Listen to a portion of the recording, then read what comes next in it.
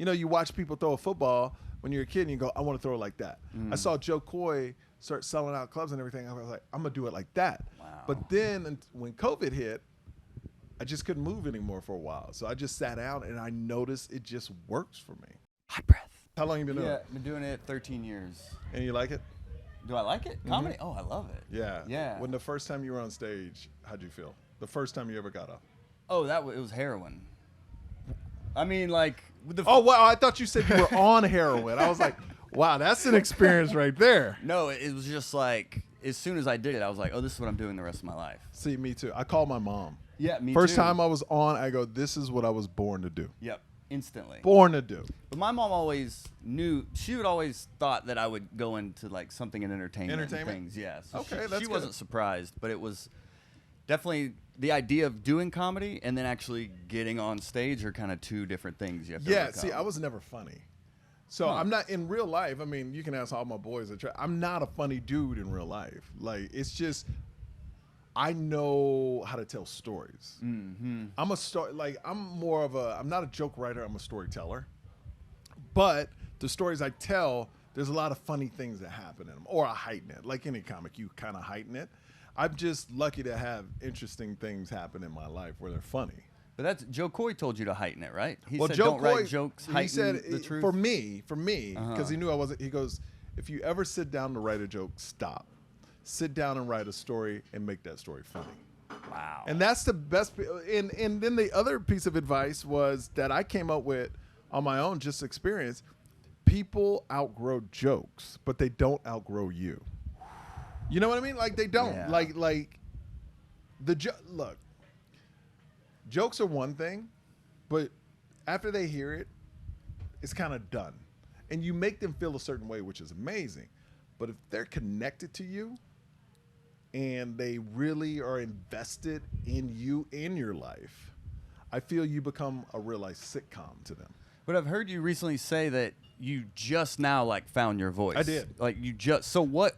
Because this is something I'm still trying to figure out. So like, what clicked for you? Was it like certain topics or certain ways you were saying things? You know what clicked for me when I first started. Jo Koy was my mentor, so everywhere I would go, I was like, oh, I want to be like Jo Koy. You know, so I did a lot of back and forth on the stage, and then I got COVID, almost died. Yeah. And then I remember when I started performing, I didn't have the energy for that, so I sat down. And then when I sat down, I noticed my material for me was hitting harder, and I saw people pay way more attention. Because I wasn't trying to put on a show. I was just like, here are my jokes and trying to connect. You know, and yeah, you could do, like Jo Koy connects with everybody, but that wasn't my thing. It was like I found my voice, but he was so strong in my upbringing of comedy. I was trying to not duplicate him, but he's my inspiration. You know, you watch people throw a football when you're a kid and you go, I want to throw it like that. I saw Jo Koy start selling out clubs and everything. I was like, I'm going to do it like that. Wow. But then when COVID hit, I just couldn't move anymore for a while. So I just sat down and I noticed it just works for me. So it's like a rhythmic thing that just changed? You know, I don't know. I think I slowed down. Uh-huh. I think for me, it just became about, it was my zone because I was a radio dude too. You know, so I just feel like I just tell stories. I just tell stories, and that's my thing. And for me, telling a story looks and works better on me when I'm sitting down. Gotcha. And I like it. I feel weird standing up now. And I want to get back to Jo Koy because I feel like, especially in the comedy world, definitely the old school mentality was very like competitive and negative. Yes, and like it was when I just started 12 years ago. Oh, okay. Oh man, people hated comics, and people. I can't tell you how many people talk shit about Joe when I started. Like he's not a comic. He sings at the end. But I go, I saw him just crush for an hour and a half. You know, without singing. So, and when you leave, he was the first one I ever experienced leaving a show, and it felt like, this is when he was doing clubs too, leaving his show, and it felt like you saw a rock concert. It felt like you didn't just leave going, that was fun. You left with an experience. And he's doing that in stadiums too, whether it's bringing up Boys to Men or the material crushes, but then he gives you a little extra. And he was doing that 12 years ago. Yeah, You know? and it's so important to have like someone to support you, or someone that can like you can bounce ideas off of and like be like, oh, I'm not alone in this comedy grind where it's like, oh, I'm driving 12 hours for $50 or something like and that. I did all you know? that. So I did all that because yeah. he was my mentor and he took me on the road, but it's kind of like he wouldn't take you if you weren't funny. So you had to be funny first. So I drove to 3-4 hours for nothing, free. A lot of times from LA to San Diego, from LA to wherever to find free spots. And then in LA, it was hard to get up. You know, I was lucky I got up because I was on TV. So, but still, you don't get the same time as when you get experience. You know what I mean? So, yeah, man, it just worked out. But I love comedy. I love the rawness of it. I love that it's just you. So it starts and ends with you. And then you can see the rise. And then you can see it's so humbling. You know, like, for instance, tonight, I'm at this club, sold out the first show. But this next show is going to be, like, last time I checked tickets, it was 8 people. Eight. And that one was just sold out. Standing ovation. Sold out. But that's what I love, too. Because now I'm like, okay, if there's going to be 8 people or however many show up, now I can do a different show and maybe bring some people on stage. Just now, like, I could just really connect with those because they paid money. I'm their night out. So it doesn't matter to me if they're sold out or 8 people or however many show up. They're going to get the best show because that's what I'm somebody's night. This is what blows me, and this is what I love about comedy. I am somebody's night out. And that's so humbling. Like, you're their night out. They pay their money. They're going to buy drinks. They're like, mark it on their calendar. Like, oh, we're going to go see this person. And I think you can't ever lose that because I think everybody goes through the thing where like, oh, here's another show or I got to go to another city. But you work so hard to get to that point where, you know, and I'm not even to the level of a lot of comics, you know, obviously by the 8 people that are going to watch me in the next show. But what's great is those 8 people paid money to see me. Fine with me. Guess what? I'm a know every one of their names before they leave, which I can't say for the first show. It seems like mindset is a big part of your approach. For me? Yeah. Because it doesn't matter, man. I came from not doing comedy to be able to feed my family doing something I love. So yeah, and it's so humbling. I think that's important. You know, no comic is great till they jump to that next level. You know, we're all the same. You know, we make a little bit more money, but you'll see the next show, nobody's going to be out there. And I'm fine with that because I know you got to go through that to get to the next level, you know, and you build. Like, I'm shooting my own documentary right now. That's why you see all the camera people. Yeah. Because I wanted to show people the ups and downs. Like on Instagram, you just see sold out. You know, you're not going to see 8 people. Nobody's going to post 8 people that came to your show because people, it would break their conception. Oh, this dude's always selling out, you know? But no, I want to show everything because the point in my career right now, and I got a long way to go, I'm not trying to be funny to everyone. Whoever likes me, I'm trying to super serve them. Because then eventually other people jump in. I'm just trying to make stuff and fund my own stuff that my audience will like. And I feel my audience will like, you know, if I do it well, this journey of me going to different cities and really seeing how it is. And you bet on yourself, which is 100%. It's kind of the new wave in comedy. Is it's like, well, you got to create it all yourself. Nobody's going to do it for you. You do, because the thing is, so many people want to tell you no. It's easy to say no. One of my friends, I remember, she gave me the best. She's a big casting director. Her name is Alyssa. She gave me the best piece of advice. She goes, in Hollywood, this has nothing to do with comedy, just in Hollywood, no one ever wants to be the first yes. You know, but they always love being the second, third, and fourth yes. You know what I mean? So my thing is, to me, the audience is the key to all this. So instead, when I shot this special, my last special, I Never Thought, my agent was like, you want to take it to Netflix and all? I go, no. I want to take it to the people. Why get frustrated? And it could have, and I'll be honest, it could have been on Netflix. Who knows? But I didn't even give it a chance to fail. I go, I want to do it, pay for my own, do it the way I want to do it, and put it out. And at the time, I only had 3,000 YouTube followers. Wow. Which is, in business sense, I was so hungry to put out my own thing. And Joe said, you got to bet on yourself. So I was like, all right, put it out.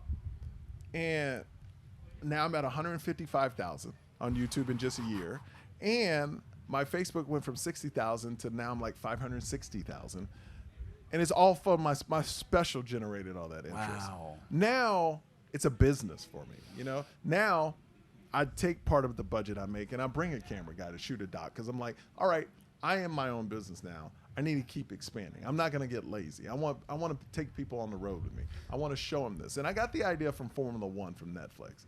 You know, to see these drivers go to different cities, I go, that's common. That's what we do. You know, and I want to show, you know, like the numbers of tickets I sold when I went the year before going in, and then the number I sold coming out. So people can really see if I'm growing or not in certain Oh, I love that. You know, like La Jolla, I did that last week, sold out 4 shows. But last year, about a year and a half ago, I went there, I sold out 1. So it's a great story. Ice House opened back up, sold out 2. So you have this great run of selling out every weekend, then Atlanta. Sold out the first one, 8 people the second. You know what? But that's comedy. Exactly. And that's what I want to show. Yeah. You know, and then it's just on the road, missing your family. Like I dropped off my kids on their first day of school. My son's been going to school, so it wasn't but it was my daughter's first time going. But I didn't get to pick her up because I had to get on a flight to go to Nashville. So I want to show that kind of stuff. I just want people, my parents have become big, like do a podcast with them. So I want to put them in it. So, and I want to fund it all.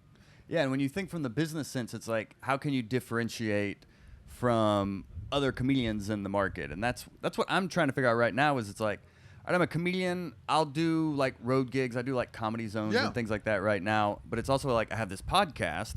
So it's like, it's kind of like my attention is split in 2 ways almost to where and I'm kind of like doing each kind of halfway. So thinking in a business sense, it's almost like going all in on one. And I feel like my differentiator is this podcast.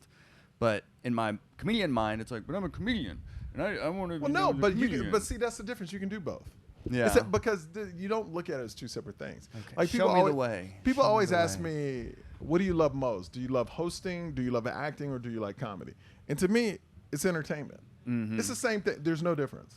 You know, it's a different skill, but that's like going to a chef at Chili's and going, do you like making burgers better, fish better, or tacos better? He's like, I'm just cooking. So when people say that, I'm just cooking. I'm cooking 3 different things right now. Okay. You know, it's all the same. Don't differentiate. You're going to have more success than others, but that it's still entertainment. And the big umbrella is entertainment. So one will pop off, and then like for instance, a year ago before my special came out, if I would put a video on my Facebook page, like a podcast, it would get 100 views. Now I could go on there and go for 2 minutes, and it would get probably like 6,000-7,000 views.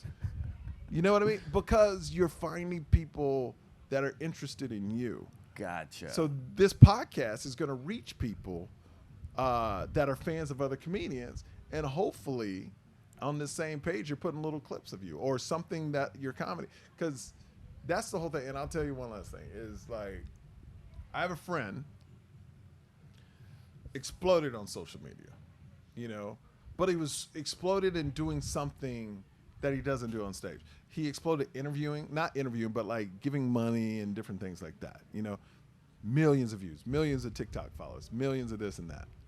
But nobody comes to his shows because people know him for not stand-up. Gotcha. You know, it's kind of like if he made cooking videos all the time, and then he goes, well, come to my show. I'm a stand-up. And like, no, we know you for this. Gotcha. You know, so that's the thing is you want to, that's what I try to do is incorporate everything around comedy. And just for my fans, I don't try to make everyone happy anymore because it's so subjective and it's so, now everybody has their own channels. So it's kind of like find your people, find your tribe, I guess they would say, and just super serve, overserve them. Don't even worry about getting other comics on your side. Hey, guess what? If you keep super serving these people, they will come.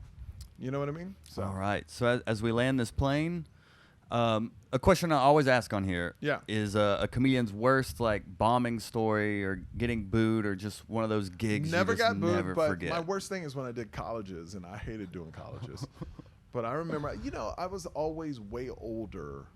Since I was on TV, they booked me, but my content was like, so like I'm 15, 20 years out of school going to colleges, you know? I was like, nah.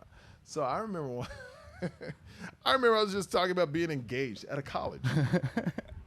And it's about 10 minutes in. A guy raises his hand. Nicest way it goes, but kind of dickish too. He goes, when are you going to be funny? And then, you know what? I kind of like started roasting him, and then I just started roasting college people. And then it was a great time. It wound it up great, but that's the first time anyone said, like, your performance sucks right now. And it was kind of a wake-up call. Because first of all, I didn't want to be there. I could give a shit less about colleges. And the biggest thing is I hate it. Is I was at this thing called NACA where they book the comics. This fucking 17-year-old girl. It still hurts. Yeah, it still How hurts. you said that. Was like, well, we booked this comic, and if we have enough money, we'll book you too. Like snooty, right? And I go, I'm at a point where a 17-year-old girl is controlling my career and telling me my worth. I'm out. And that's when I quit. And I go, I'm going to control everything myself and take it straight to the people. I'm not going to rely on other people to give me opportunities because they don't. A lot of times they don't. You will find great people like Joe and different. Bert Kreischer's always like, you know, like when my special came out, he promoted it and stuff like. You'll always find some comedians that promote you, but you can't wait for that. You can't depend on it. You just do you, and then once the product is good, other people react. Amen. Well, do you have any closing advice for young comics out there? Yes. No matter how many people in the audience, rock it like it's sold out. And then you'll see what happens, man. You know, because really it's about them. And if those 8 people that are out there right now, those 8 people out there, if they leave and love the show, they're going to tell somebody. So maybe I can have 16 for tomorrow's late show. Well, you know, maybe it'll grow. Maybe after this, you get the hot breath bump now. Boom! So maybe the hot breath bump is coming. So where do you want people to like keep up with you and like check out everything you're doing? What's the best? You know way? what? They know.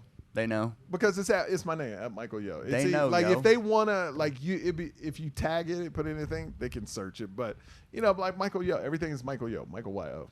Beautiful. Well, thank you so much for you Dude, just this was flew in awesome. and you just jumped in and did this. I appreciate it. Yeah, man. Appreciate Awesome. you. All right. Appreciate Thanks. it. Hot breath.